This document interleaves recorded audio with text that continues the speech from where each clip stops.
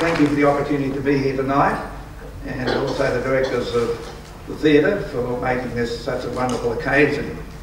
You wouldn't think, seeing me coming down the stairs, that I used to run up and down the stairs 3 at a time. I have aged, and so has the theatres.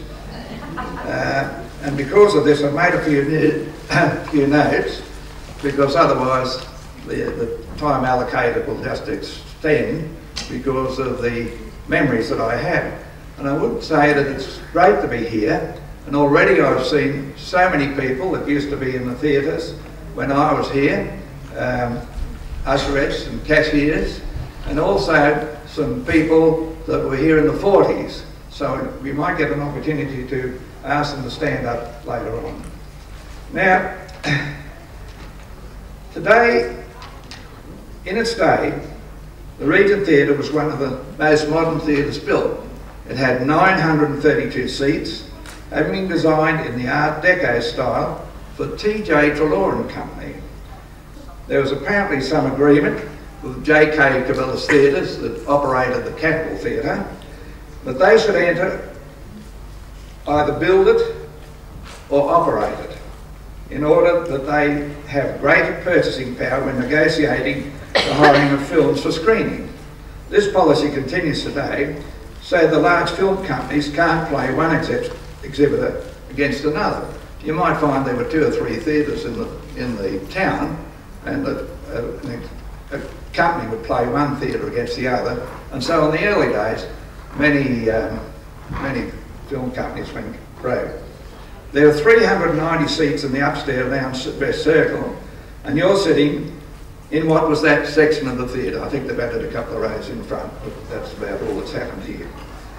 When the Regent Theatre was built, there was probably about 12,000 people in Tamworth, and with the Capitol Theatre holding 1,468 seats, it meant that there were 2,400 people could attend the theatre at any one time.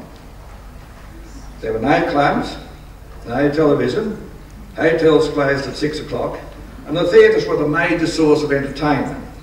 In fact, when I came to Tamworth as resident manager of Hoyt's Theatres in 1957, 50 years ago, we would have had 15 or 16 screenings a week, and we could entertain up to 10,000 people.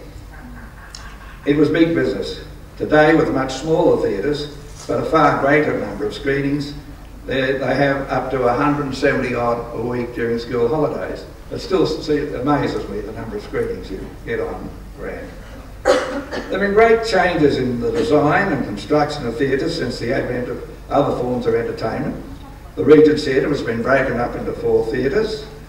The Capitol Theatre has been pulled down, and the new shopping centre will contain up to 6 theatres of the latest design, latest screens, projectors and sound equipment. A great asset bringing the world's finest films to Tamworth.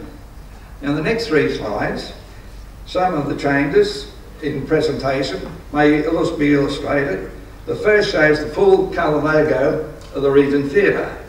The next one, where is he?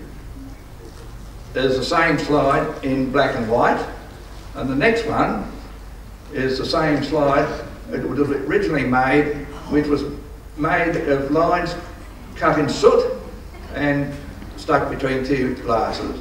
Now that was the early stages, and then when they first were able to develop film, they put the other slides on.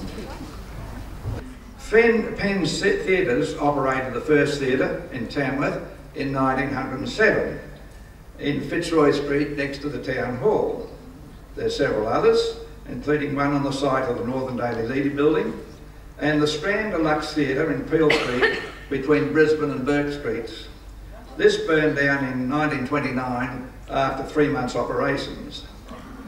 On the screen is a photo of the Royal Cinema, which was operated by Henry Iceland, and you can see the crowds waiting to go in or to set up film with them outside. Now the building on the other side there is the open air theatre, and they were quite common in country towns because when it rained, everybody rushed into the theatres. They didn't have air conditioning or anything like that, so they went outside and then inside. Now, that building still stands, and it's the liquor store operated by BWS next to Dow Street. And this one, of course, was knocked down when they put Dow Street through.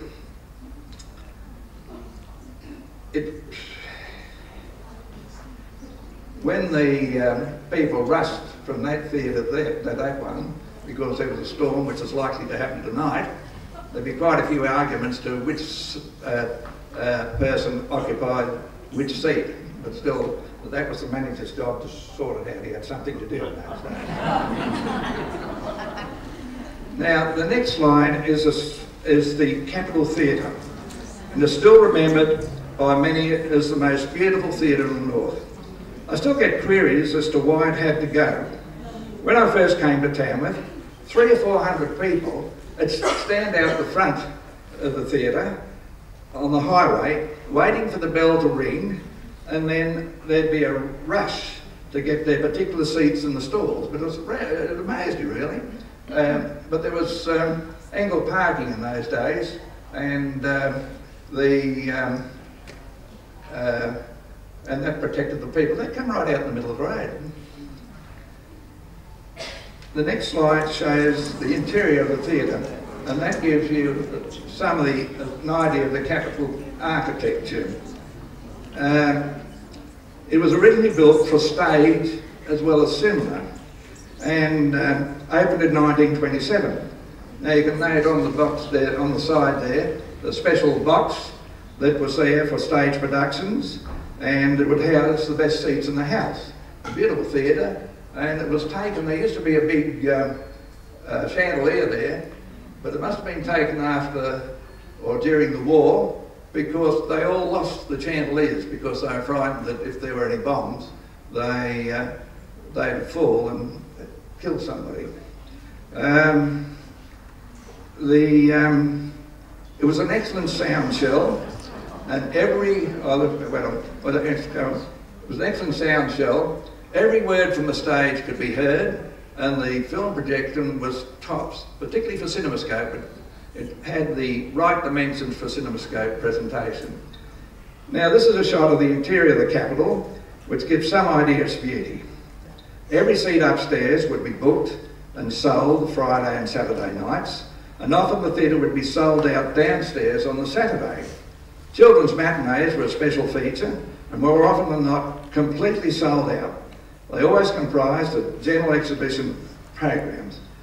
The more action the better, included a serial, a cartoon, and 2 features.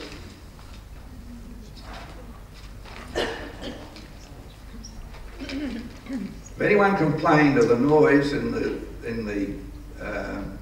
children's matinee, they were told the adult program was down here. But all other times, strict discipline was maintained, and anyone who played up was chucked out for 6 months. So we ran fairly good theatres, I can tell you. We had a lot of staff to help me do it.